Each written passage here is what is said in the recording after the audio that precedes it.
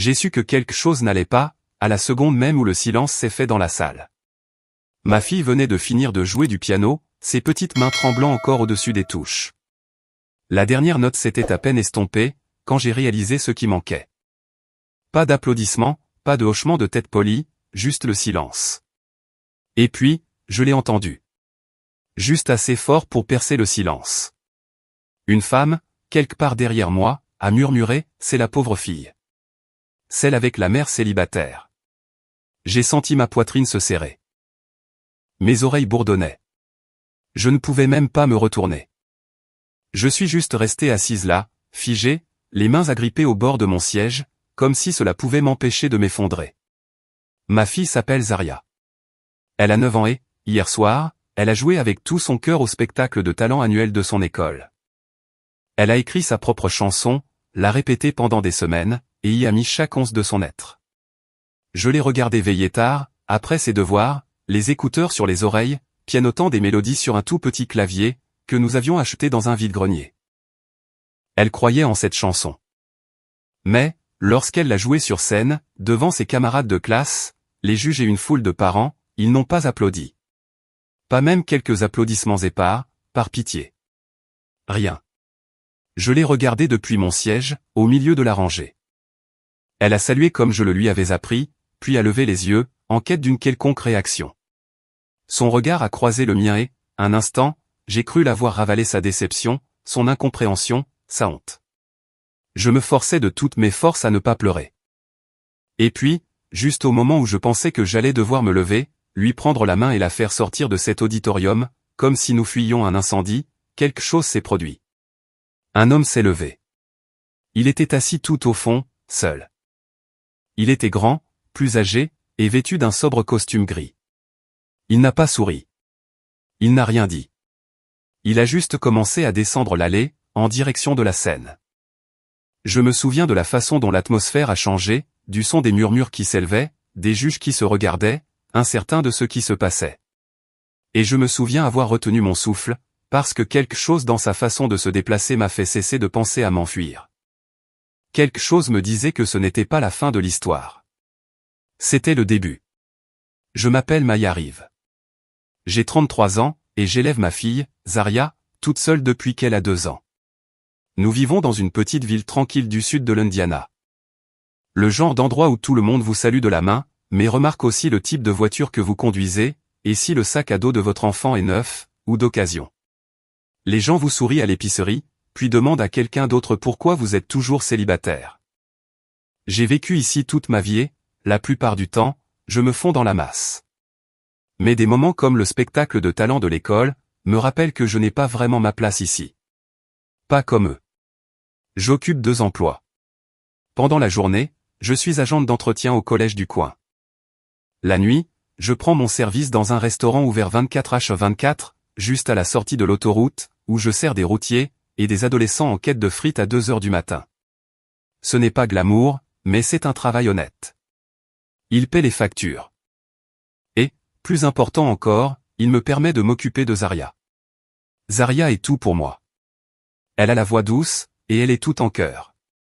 Elle ne traîne pas avec les enfants populaires, et ne se soucie pas des dernières tendances. Elle aime la musique. Pas les chansons pop, ou ce qui passe à la radio.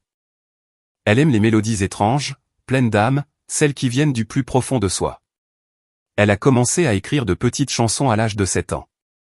Elle fredonnait simplement des airs dans un enregistreur, et me disait, celui-ci, on dirait de la pluie. Ou encore, celui-là, c'est le son que ça fait quand quelqu'un vous manque. Je lui ai acheté un clavier d'occasion dans un vide-grenier, au printemps dernier, pour 60 €. Il manquait le support et la touche si bémol était un peu collante, mais il s'allumait quand elle le mettait en marche.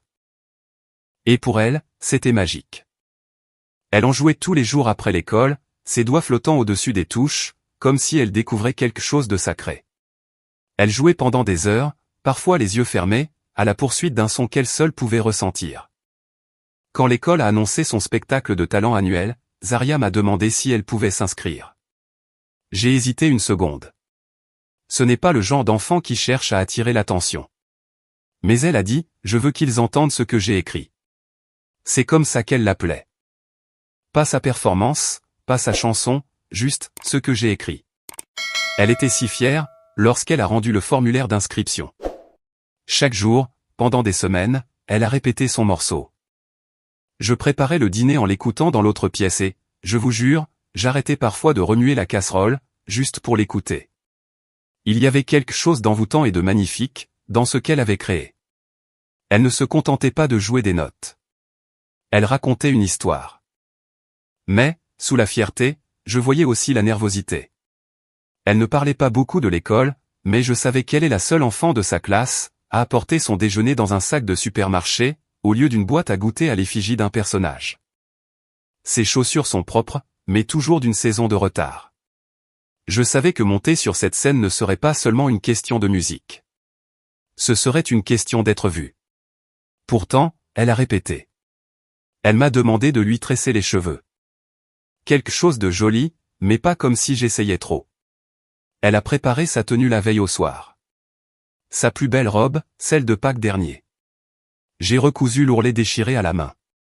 Elle s'est regardée dans le miroir, et s'est souri à elle-même. Le soir du spectacle, nous sommes arrivés en avance. L'auditorium était bondé. Les enfants couraient dans les coulisses, vêtus de costumes scintillants et de juste-au-corps à paillettes. Les parents discutaient en petits groupes, comparant les cours particuliers et les stages de week-end. Je me suis assis seul, au milieu du public, les mains jointes, en essayant de ne pas avoir l'air trop déplacé. Quand le nom de Zaria a été appelé, je me suis un peu levé de mon siège, pour mieux la voir. Elle s'est dirigée lentement vers le piano, le menton haut, mais les doigts agités. Je me suis murmuré, « Tu vas y arriver, ma chérie. » Elle s'est assise sur le banc, a ajusté le micro comme elle l'avait répété, a posé ses doigts sur les touches, et puis... elle a commencé à jouer. Au moment où Zaria a commencé à jouer, l'atmosphère de la salle a commencé à changer, mais pas de la manière que j'avais espéré. Elle a joué les premières notes de son morceau, lente et douce, comme si elle invitait le public dans un souvenir qu'elle seule se rappelait. La mélodie flottait à travers l'auditorium comme un murmure, une berceuse trempée de chagrin et d'espoir. Cela ne ressemblait à rien de ce que les enfants avant elle avaient fait. Pas de karaoké, pas de mouvement tape à accent grave-l'œil, pas de piste d'accompagnement.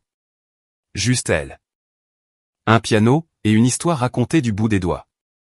J'étais assise sur le bord de mon siège, le cœur battant de fierté, la regardant fermer les yeux tandis que les notes l'emportaient. Mais en balayant le public du regard, j'ai senti autre chose. Ils n'écoutaient pas. Quelques parents, près du fond, chuchotaient.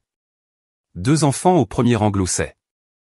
L'un des juges, celui avec le blazer surdimensionné et le presse-papier, a baissé les yeux vers son téléphone et a commencé à taper.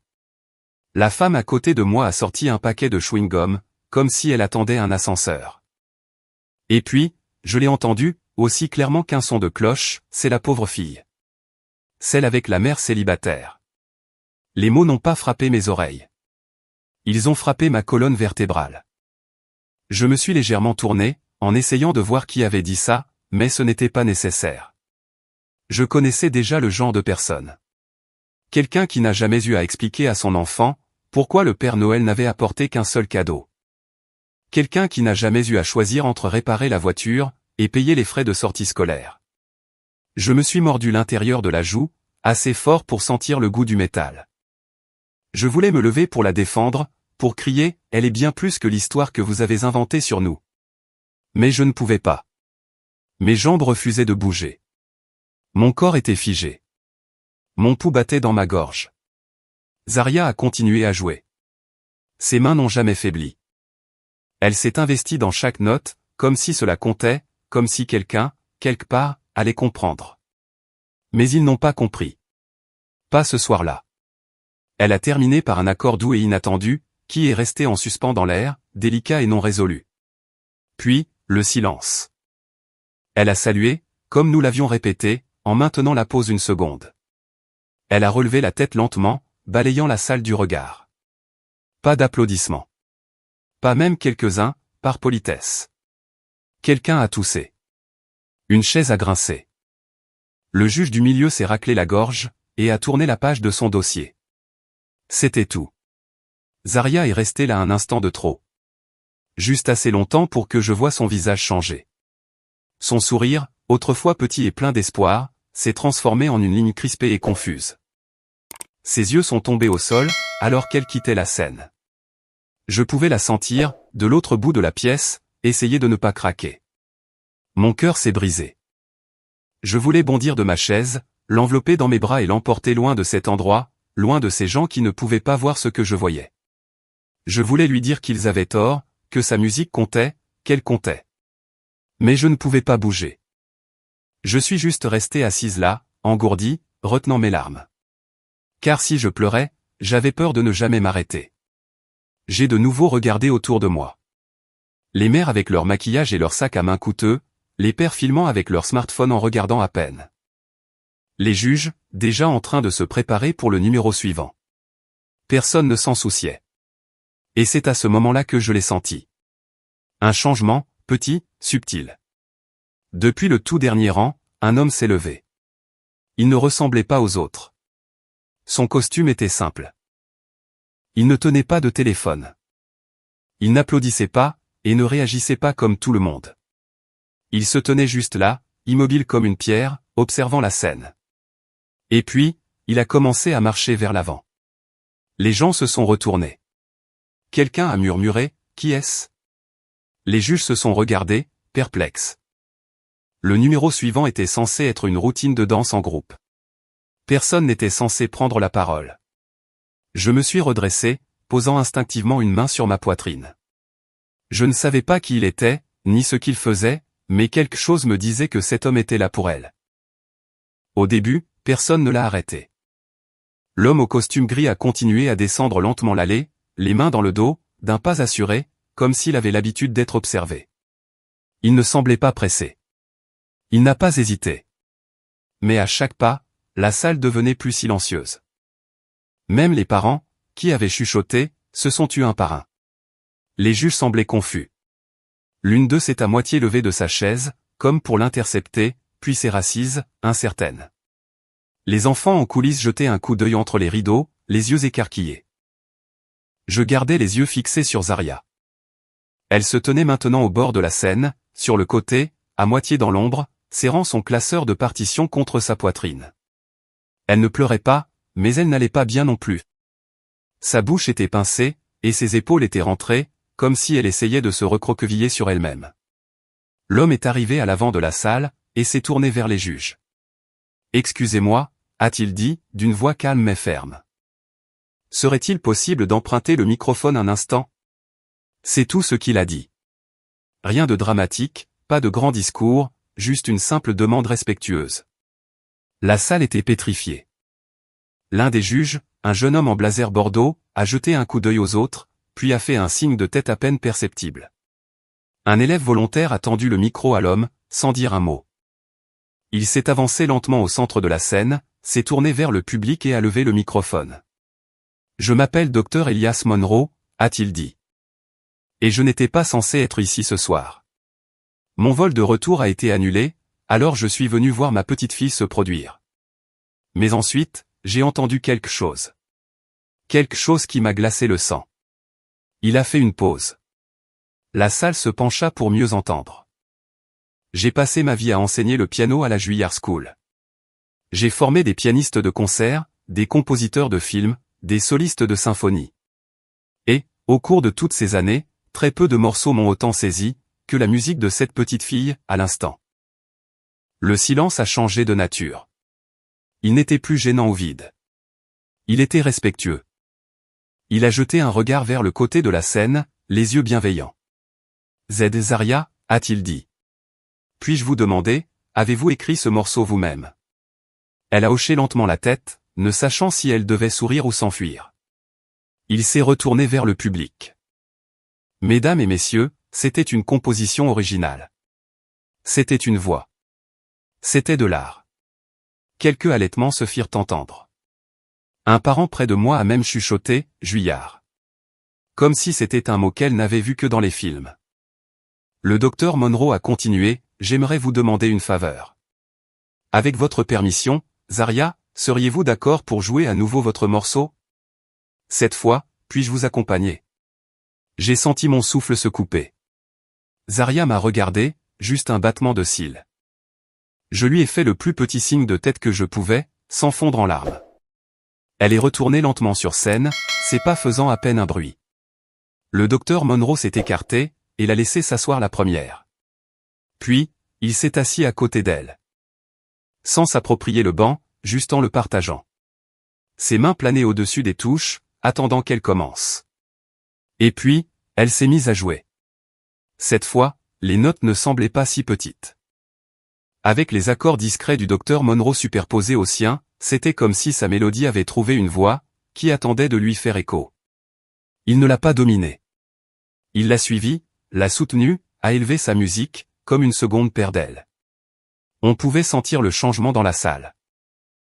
Les rires ont cessé. Les parents se sont penchés en avant. Les juges ont posé leur stylo. Plus personne ne détournait le regard. Lorsqu'ils ont atteint la dernière note, il y a eu un instant de silence parfait. Et puis, tout l'auditorium s'est levé. Les applaudissements ont éclaté, comme une vague. Des cris, des sifflets, des mains qui applaudissaient à s'en faire mal. Les gens qui ne l'avaient même pas remarqué auparavant, étaient maintenant debout, applaudissant comme si elle venait de remporter un prix national. Les téléphones étaient sortis pour enregistrer. J'ai vu une juge essuyer ses yeux. Je me suis levé aussi, applaudissant si fort que ça faisait mal. Et Zaria. Elle s'est tournée vers le docteur Monroe, et lui a offert le plus petit, le plus sincère des sourires que j'ai jamais vus. À cet instant, elle n'était plus « la pauvre fille ». Elle était une musicienne. Elle était vue. Et je savais que tout venait de changer. Quand les applaudissements ont finalement commencé à s'estomper, Zaria est restée assise là, toujours au piano, ses mains reposant doucement sur ses genoux. Ses yeux étaient grands ouverts. Non plus de peur, mais de quelque chose de plus proche de l'émerveillement. Elle a regardé autour de l'auditorium, comme si elle le voyait pour la première fois. Le docteur Monroe s'est penché vers elle et lui a dit quelque chose que nous n'avons pas pu entendre. Elle a hoché la tête une fois, puis s'est lentement levée, saluant à nouveau. Mais cette fois, son geste n'était pas timide. Il était fier, intentionnel. Elle a relevé la tête, le menton haut, et la salle lui a donné tout ce qu'elle ne lui avait pas donné, la première fois.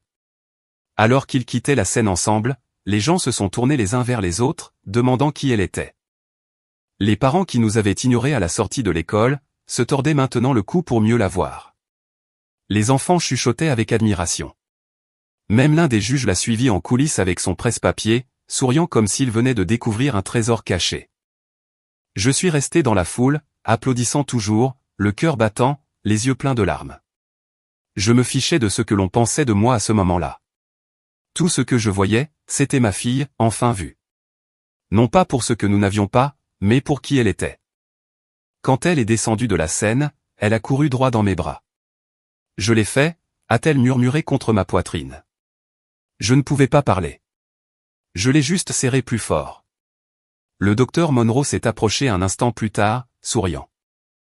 Il m'a tendu la main, mais avant que je puisse la serrer, il a dit « Votre fille a un don extraordinaire. Un don que je ne vois pas souvent. » C'était plus que du simple talent. C'était la vérité. J'ai enfin retrouvé ma voix. Merci. Merci de l'avoir vue, de lui avoir offert ce moment. Il a hoché la tête. Il ne m'appartenait pas de le lui offrir. C'est elle qui l'a créé. Tout ce que j'ai fait, c'est m'assurer que personne ne le manque. Puis, il a glissé la main dans la poche de son manteau, et m'a tendu une carte. Elle était gaufrée à son nom, avec une adresse à New York. Si vous y êtes ouverte, a-t-il dit, j'aimerais la mettre en contact avec quelqu'un, d'une fondation pour les jeunes artistes avec laquelle je travaille. Il propose des stages intensifs le week-end. Et un mentorat privé pour les jeunes compositeurs doués. Elle n'aura pas à passer d'audition. J'ai déjà entendu ce que j'avais besoin d'entendre. J'étais stupéfaite. J'ai baissé les yeux sur la carte, puis les regardé à nouveau. Elle n'a jamais pris de cours officiels, ai-je dit. Je veux dire, nous ne pouvons pas vraiment nous permettre grand-chose en ce moment. Il a souri. Ce ne sera pas un problème. C'est une question d'accès. Elle mérite d'être nourrie, pas seulement remarquée. Zaria a levé les yeux vers moi, incertaine, comme si elle me demandait la permission, juste avec son regard. J'ai hoché la tête, en essayant de ne pas pleurer. Dis merci, ma chérie. Merci, a-t-elle dit, sa voix petite mais assurée. Le docteur Monroe a incliné la tête, s'est retourné et s'est éloigné dans la foule. Ce soir-là, après notre retour à la maison, Zaria ne voulait pas enlever sa robe. Elle s'est assise sur le sol du salon, le clavier sur ses genoux, fredonnant quelque chose de nouveau. Je nous ai apporté des bols de céréales, car je n'avais pas l'énergie de cuisiner, et nous avons mangé en tailleur sur une couverture, comme un pique-nique sous le ventilateur de plafond. Elle a joué quelques mesures de sa nouvelle chanson, et m'a regardé. « Tu penses que je peux vraiment y aller ?» a-t-elle demandé. À l'endroit dont le monsieur de la musique a parlé. Je me suis penché, j'ai glissé une boucle de cheveux derrière son oreille et j'ai dit, « Tu y es déjà. » Cela fait 5 mois, depuis la nuit où ma fille a tout changé, en ne faisant rien de plus que d'être exactement qui elle est. Nous vivons toujours dans la même petite maison. J'ai toujours mes 2 emplois. Je ramène toujours les restes du restaurant, quand je le peux. Et parfois, Zaria porte encore des chaussures d'occasion. Mais les choses semblent différentes maintenant. Non pas parce que nous avons plus d'argent ou plus de choses, mais parce que, pour la première fois, ma fille se voit différemment. Depuis cette nuit-là, elle assiste à des sessions de mentorat le week-end, dans un conservatoire de musique, à 1 heure de la ville. Chaque samedi, nous nous réveillons avant le lever du soleil. Je prépare un thermos de chocolat chaud, et nous faisons la route ensemble, juste elle et moi, la musique jouant doucement dans la voiture, son visage pressé contre la vitre, regardant les champs de maïs défiler. Ce n'est plus la même fille qui est montée sur cette scène, terrifiée que personne ne l'écoute. Maintenant, elle parle de dynamique, de superposition, de l'émotion derrière un accord mineur. Ses professeurs disent qu'elle compose des pièces d'une profondeur, qu'ils ne voient généralement pas chez des élèves 2 fois plus âgés. Elle joue encore parfois ce premier morceau, celui pour lequel personne n'a applaudi. Mais maintenant, elle le joue différemment. Plus confiante, plus sûre d'elle. Pas plus fort, juste plus plein, comme si chaque note lui appartenait. Et c'est le cas. Quelque chose a changé en moi aussi. Pendant des années, j'ai cru que nous devions faire profil bas, rester silencieuse, être reconnaissante, et ne pas demander plus que ce que l'on nous donnait. Je pensais que si je pouvais simplement la protéger du jugement, de l'échec, de la mise à l'écart, cela suffirait. Mais j'avais tort. Ce dont elle avait besoin, ce n'était pas de protection. C'était de permission. La permission d'être entendue, de prendre sa place, de croire au son de sa propre voix, même si la salle restait silencieuse. J'ai failli laisser ce moment nous échapper. J'ai failli la laisser quitter cette scène, en croyant que le silence signifiait qu'elle n'était pas à la hauteur. Mais un étranger, une personne qui a choisi de prêter attention, a fait en sorte que cela n'arrive pas. Et c'est à cela que je ne cesse de penser. Ce n'était pas un miracle. Ce n'était pas de la chance. C'était une décision. Le docteur Monroe n'a pas seulement entendu sa musique. Il l'a reconnue. Et puis, il a agi. Discrètement, puissamment. Non pas pour la sauver, mais pour l'amplifier. Parfois, c'est tout ce qu'il faut. Une personne prête à écouter profondément, à se lever quand tout le monde reste assis. À rappeler à un enfant, tu n'es pas invisible. Et parfois, tout ce qu'il faut pour continuer, c'est de savoir que quelqu'un, quelque part, voit votre lumière, même si ce n'est que pour un instant. Cette nuit n'a pas changé nos vies du jour au lendemain. Mais elle a donné à ma fille quelque chose, que je n'aurais jamais pu emballer dans une boîte, ou écrire dans une histoire du soir. Elle lui a donné la conviction, qu'elle est digne d'être vue. Et elle m'a donné quelque chose à moi aussi. Elle m'a rappelé que notre histoire ne se termine pas, avec le silence des autres. Que, lorsque personne n'applaudit, cela ne signifie pas qu'il faut arrêter de jouer. Il faut continuer. Parce qu'un jour, quelqu'un pourrait vous entendre. Et cette personne pourrait être la raison, pour laquelle tout change. Alors maintenant, chaque fois que je regarde Zaria poser ses doigts sur les touches, je ne me soucie pas de qui regarde. Je sais qu'elle ne joue plus pour impressionner. Elle joue pour dire la vérité. Et c'est le genre de musique, dont le monde a besoin. Si cette histoire a eu un sens pour vous, si elle vous a fait ressentir, réfléchir ou vous souvenir de votre propre moment où vous avez été ignoré, ou enfin vu, aimez la vidéo. Partagez-la avec quelqu'un qui a besoin qu'on lui rappelle, que les voix discrètes comptent toujours. Commentez ci-dessous, et racontez-moi votre histoire. Parlez-moi de la personne qui vous a défendu, ou du moment où vous avez trouvé votre propre voix. Je lis chaque mot. Et si vous voulez plus d'histoires qui parlent au cœur, qui vous font faire une pause et ressentir vraiment quelque chose, abonnez-vous à la chaîne. Nous avons encore beaucoup à partager. Merci d'avoir regardé. Merci de votre intérêt. Et surtout, merci d'avoir écouté.